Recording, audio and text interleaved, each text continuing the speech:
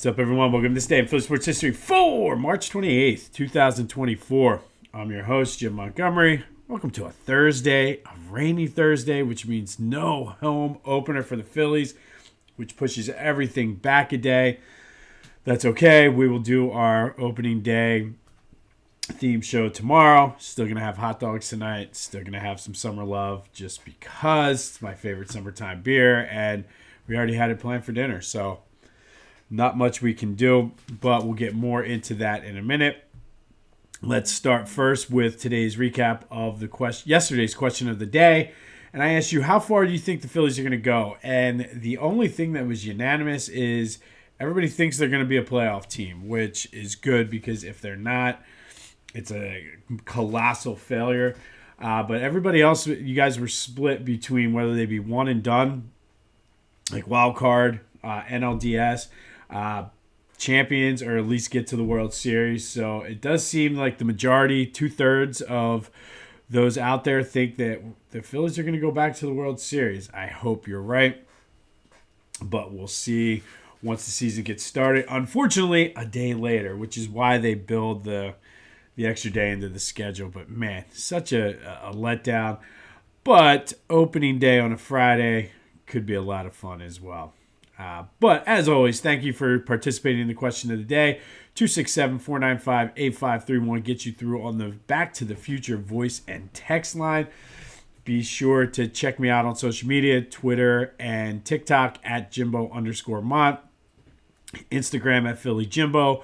Be sure to like and subscribe to the podcast wherever you're getting it. Subscribe to the YouTube channel, Jimbo_Mont. That way you are staying in the loop. All right, few housekeeping notes as we head into April. Be sure to check out the Phillies preview. Best way to stay in the loop when I do special episodes like that is to subscribe to the YouTube channel, as I mentioned. Check out my bold predictions and let me know if you think you guys have been very vocal, letting me know that some of them are not that bold. Some of them you said I was crazy for. So check out the 3 bold predictions and let me know your thoughts on that.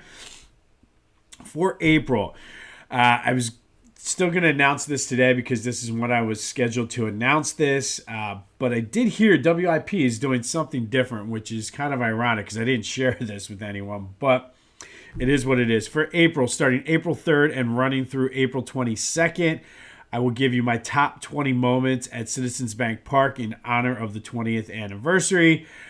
WIP is doing something similar, but I think they're doing it kind of throughout the course of the season, and they also have the clips and but that's why you need to like and subscribe to the YouTube channel so I can get clips and have access to that. But starting April 3rd, top 20 moments that, in my opinion, from the history of Citizens Bank Park. On top of that, the month of April, I'm focusing on unfinished business in Philly. Going to talk about teams or eras of teams that left a little bit of meat on the bone when it was all said and done. They had those high expectations, but just did not quite get there. So stay tuned for that. Unfinished business, as well as the top 20 moments at Citizens Bank Park, starting April 3rd for that.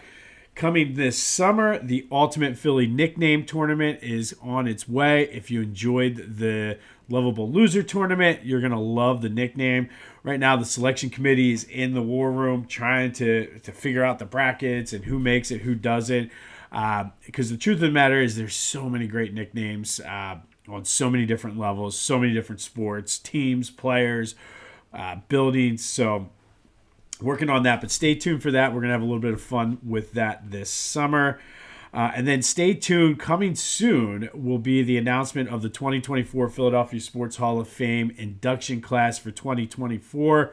I don't know if it'll be an exclusive release, but you guys will be right there in the loop as soon as I am able to announce that. So stay tuned for that. All right, as I mentioned, the Phillies were postponed. Still having hot dogs. Still drinking summer love because why not? It's Thursday. Who cares? But I did find out as soon as I was done yesterday and mentioning about the prospects of signing Jordan Montgomery that he did, in fact, sign with, and now I can't remember which team he did sign for or sign with, but he is off the table. So There will be no Jordan Montgomery in Philly, which it's okay. I mean, I like Turnbull, and hopefully he has that bounce back season. And really, Sanchez, I think, a lot of times, whatever you get out of your fifth starter is always a positive, especially in this day and age when so many teams use a bullpen game here and there. Remember, I always go back to the 93 team because I followed that team so closely, but Big Ben Rivera was the Phillies' fifth starter, and he didn't pitch the greatest, but he got a ton of run support when he played. So it is possible to be successful with a shaky fifth starter. Tomorrow, for opening day, Randy Wolf is throwing out the first pitch in honor of him throwing out the first pitch opening day, or through the first pitch at Citizens Bank Park 20 years ago. He also got the first single at Citizens Bank Park. Randy Wolf did not make my list, but stay tuned starting April 3rd for my top 20 moments in the history of Citizens Bank Park. And then Saturday, Jason Kelce and Fletcher Cox will be throwing out the first pitch. No word on Kelce's shoulder. He said, my elbow is shot. So I don't know what that means, but looking forward to that. It's just disappointing. You get so hyped up for opening day, and you just have to wait one more. During the season, rainouts happen all the time, and it's just what it is. But, man, that first one, and we'll talk more about opening day tomorrow, but opening day, there's just something about it, and it's disappointing to have to wait. However, we do have another question of the day, and it revolves around the Phillies. And ultimately, who will be the Phillies MVP this year? Will it be Bryce? Will it be Zach Wheeler? Will it be somebody like Trey Turner, Aaron Nola? Will it be somebody that's off the radar, like maybe an Alec Boehm or a Ranger Suarez? Let me know. 267-495-8531. Get you into the Back to the Future voice and text line. Who will be the Phillies MVP this year? Let me know. Is it somebody who you expect to be? Is it going to be somebody off the radar? And if it is somebody off the radar, is that good or bad for the team? But let me know. 267-495-8531. Get you into the Back to the Future voice and text line. And like I mentioned, let me know what your thoughts are. Excuse me. Your thoughts are for opening day, Citizens Bank Park, top memories, whatever you got, get it out there. Let me know. If you didn't get a chance to vote yesterday on how far you think the Phillies are going to go, let me know that as well. 267-495-8531. Get you in. Who's the Phillies MVP this year? All right, some Eagles news. Speaking of Jason Kelce, the big story was there's the joke that Saquon said to Jason Kelce on the New Heights podcast about, well, you don't have to watch, when he said it's going to be a lot of fun to watch, and everybody took that and ran with it. He's not coming back. I really don't think after. I feel like there's certain times where you know, like the Brett Favre, this coming, will he, won't he? But somebody like that and giving such like an emotional, heartfelt speech, I would almost be mad if he came back. But there'll be that speculation all throughout the season, especially if there's injuries. But I don't think he's coming back. Let me know your thoughts on that too. But the bigger news is, and this was kind of under the radar, and to me, this is the bigger story. Jake Rosenberg, who's the VP of Football Administration for the Eagles, essentially the salary cap guru that does all of the trickery that Howie Roseman does with these contracts. And he's been a long-time Howie Roseman aide. He is stepping aside at the end of his contract, which I believe was at the end of this month, because he wants to pursue a career as a general manager. It remains to be seen whether or not this is going to impact Howie with the contract. I would imagine he's probably picking his brain, taking all this stuff. But it's worth noting because I know in the past when guys like this have left, going back to like the Andy Reid and Joe Banner days, when guys like this have left, sometimes there's a little bit of a transition and feeling out period. But Jake Rosenberg, VP of Football Administration, who is essentially the salary cap wizard, is leaving the Eagles at the end of this contract to pursue other endeavors. All right, Sixers. What a frustrating game. They had that game. There's no reason they should have lost. A couple questionable calls down the stretch. Oubre definitely got fouled on the last shot that got blocked. They even did the review on the one, and Allah, I thought, was going to get up and like choke out the referee because he was so pissed off. But you'll have this, and it was just a tough game to lose when you had the Clippers basically dead to rights, and I mean guys were hitting big shots, and they just really got screwed by the refs, not once but twice in the final 30 seconds of that game. They're half game back of the Heat for the 7th spot now. 1.5 probably is the most important number behind the Pacers for 6th place. With 9 games remaining, they play the Cavaliers tomorrow. They're all important, but the big news was Joe is slated. Well, according to Nick Nurse, Joe is expected to play before the end of the regular season. Next week will be the 8th week, I believe. So we should, hopefully he can get ramped up for the playoffs, and it'd be the greatest thing if they could somehow get out of the play-in tournament. But as I guess he ramps up practice and everything, we'll keep you posted on that. But good news on the horizon, despite the fact that there is no way they should have lost that game last night. But this is what happens. It is the NBA after all. Be sure to check out my boys over the Clashing Conferences podcast. New NBA pod drop today. Be sure to check that out. They're doing a good job wherever you get your podcasts, as well as on YouTube. Flyers are in action tonight against the Canadiens, and at this point in the season, every point counts. They're holding a slim margin right now over the Capitals, who are in Toronto tonight. So could be a big swing depending on how tonight goes. So the Flyers just need to keep getting points and keep winning, and just let's rack up the points here the last 8-9 games of the season and try to get into the playoffs with the best possible seed that we can get. All right, I told you yesterday about the Whiz Wit shirt from Philly Goat. Go check it out. These guys never cease to amaze me. My shoes should be coming today or tomorrow. I'm looking forward to that. But they have you covered, whether it's Phillies, Eagles, Sixers, Flyers, Union, you name it. They got it. They have Philly-centric stuff. Go to phillygoat.com. Use that promo code Jim Montgomery for 10% off your order. That's Jim Montgomery for 10% off your order at phillygoat.com. And I'm still waiting on the Go-Go Ranger Suarez Power Ranger shirt. But go to Philly Goat. Check it out. You won't be disappointed. All right, today, every now and then we're going to do this. And I know I did it yesterday. We're going to do it again today. We're not going to do it often, but sometimes there's certain things that are timely that we will include to this day. Again, it won't be every day, but we're going to do a 2 for Thursday. And first, we're going to go back to 1999. And on this day in 1999, WrestleMania 15 took place at the Wells Fargo Center. I'm saying this because WrestleMania is taking place in Philly again next weekend at the Link. So they've come a long way. That'll be WrestleMania 40 for those of you keeping score at home. The main event for that WrestleMania was Stone Cold Steve Austin beat The Rock for the WWF Championship in I think it was a no disqualification match. And Mankind, yes, Mick Foley was the special guest referee because he beat Big Show earlier in the night, helping Stone Cold Steve Austin win the WWF Championship. Looking forward to going next Saturday with my son, my brother, my nephew. It should be a good time. But I mentioned that only because it was the last time WrestleMania happened in Philly.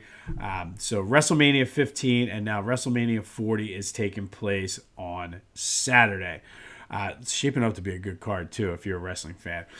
All right, but the big one today, we're going to go back to 1992, and perhaps one of, if not the greatest NCAA tournament game ever took place at the Spectrum.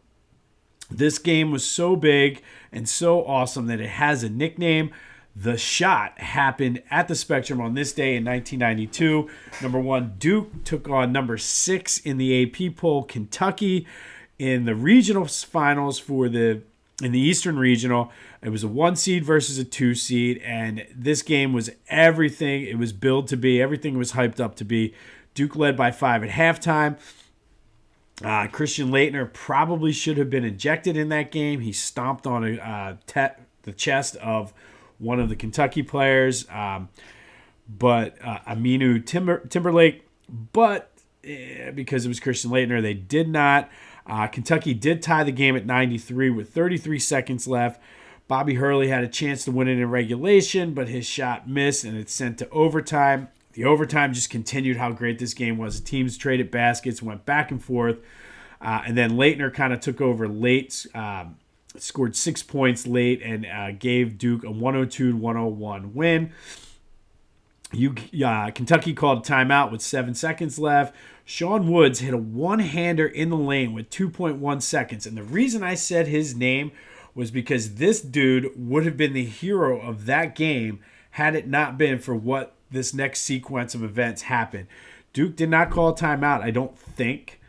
Maybe they did. My memory's, and I'll tell you why my memory's a little vague on that. Either way, they were inbounded the whole length of the court.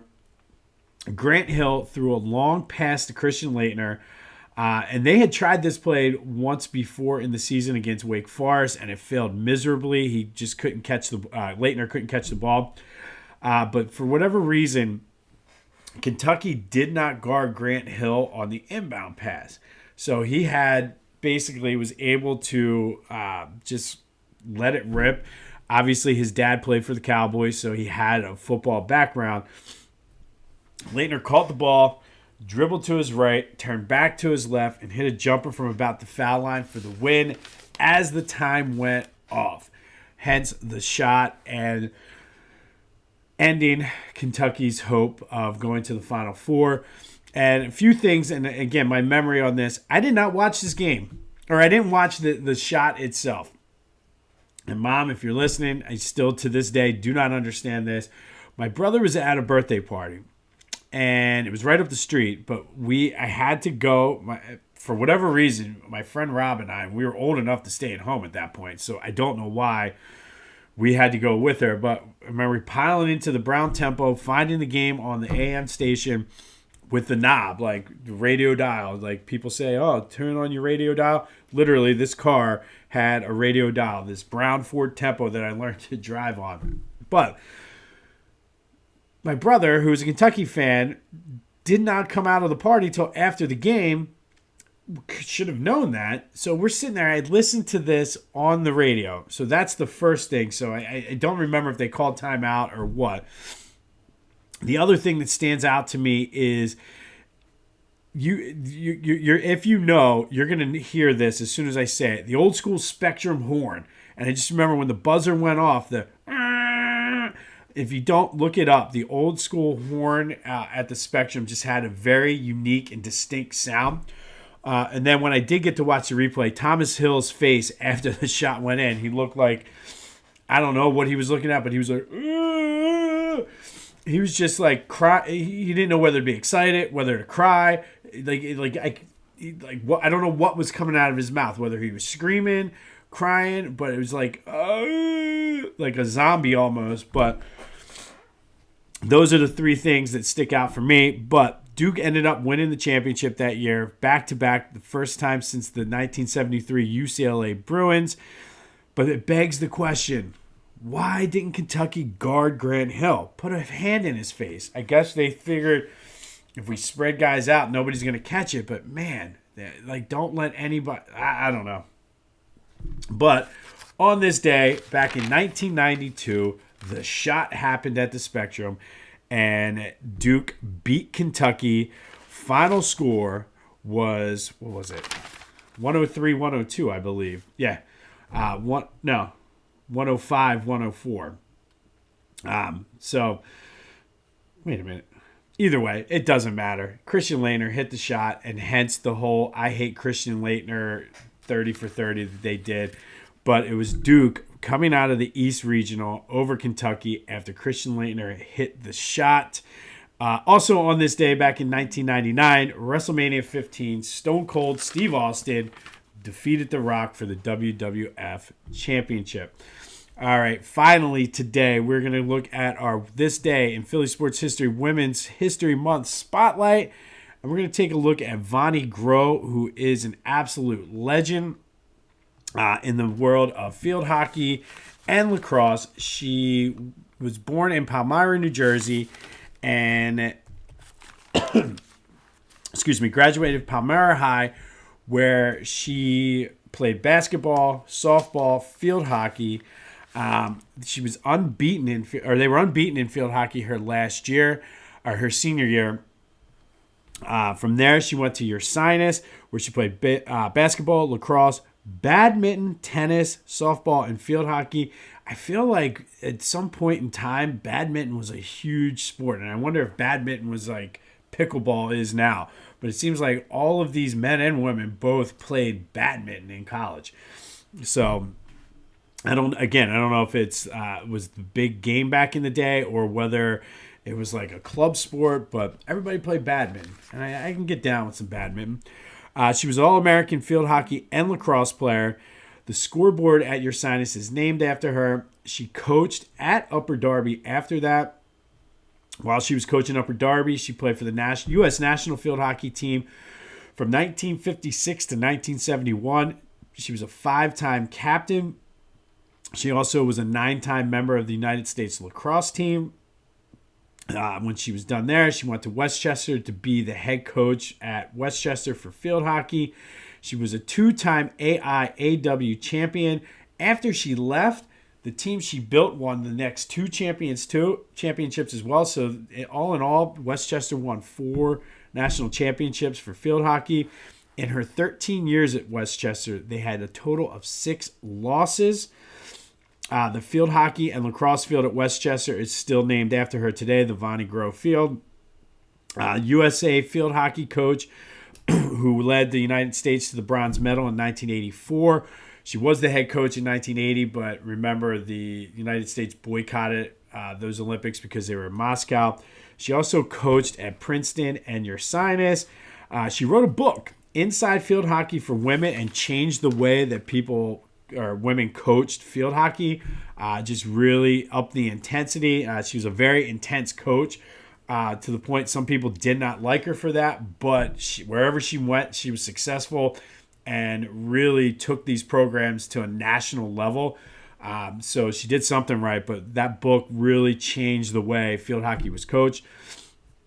Other than the scoreboard at Ursinus and the field at Westchester being named after her, she's a charter member of the United States Field Hockey Hall of Fame. She's in the Philadelphia Sports Hall of Fame, the Westchester University Athletics Hall of Fame, the Ursinus Athletics Hall of Fame, the Chester County Sports Hall of Fame, and just an absolute legend, one of the best to ever do it, and really changed the game in the way that it was coached by writing the book. And the fact that she had that intensity and really got the most out of her players, you oftentimes didn't see that a lot of times with the women's sports. But if you look at some of the coaches we've talked about, Vonnie Gros, Kathy Rush, they brought intensity, and they were the ones that were successful. Their teams were the disciplined ones, the teams that won and really dominated until everybody else caught up. So shout out to you, Vonnie Gros. This day in Philly sports history, Women's History Month spotlight of the day. I believe she is still living. She's like almost at 100 now, but I believe she is still living. But the Palmyra, New Jersey native, just an absolute legend at Palmyra High, Ursinus, Westchester, basically on the national level. Just wherever she went, she was successful. So shout out Vonnie Gros, this day in Philly sports history, Women's History Month spotlight. On this day back in 1992, the Duke Blue Devils beat the Kentucky Wildcats. It was 104-103 when Christian Laetner hit the shot as time expired in overtime, sending the Blue Devils to the Final Four, which still to this day begs the question, why didn't they put a man in Grant Hill's face? And also the other question, what was Thomas Hill thinking when he was running around like this? If you have any insight on either one of them, hit me up on the Back to the Future voice and text line, 267-495-8531. Get you in. Also on this day, because it's a 2 for Thursday, and back in 1999, Stone Cold Steve Austin beat The Rock for the WWF Championship at WrestleMania 15. The last time it happened in Philly, WrestleMania 40, will be in Philly at the Link next Saturday. Be there, be square. It should be a good time. The Rock will be in the main event. It's a 2-day event now. The Rock will be in the main event on Saturday when we go again. So, what is that, 25 years and still... No, 15 years. No, that's 25. hold on. Now I'm like 15. Yeah, 25 years. No. Yeah, 25 years. Don't mind me. I'm trying to do math real quick in my head and watching numbers, watching sound. So either way, WrestleMania 15 was on this day back in 1999. Eagles losing their cap wizard. Let me know if you think that's going to hurt them or not. We have one more day to wait for the opening day, but we'll do our opening day special and reminisce and wax poetic on opening day tomorrow. In the meantime, hopefully you're listening to this doing something fun. Hopefully you're not sitting at your desk staring out the window just being dreary. But let me know who will be the Phillies MVP. 267-495-8531. Get you through on the Back to the Future voice and text line. Be sure to hit that subscribe button. Let's grow this thing. This has been This Day in Philly Sports History. I'm Jim Montgomery. Go have yourselves a Thursday. And until next time, I'll see you when I see you.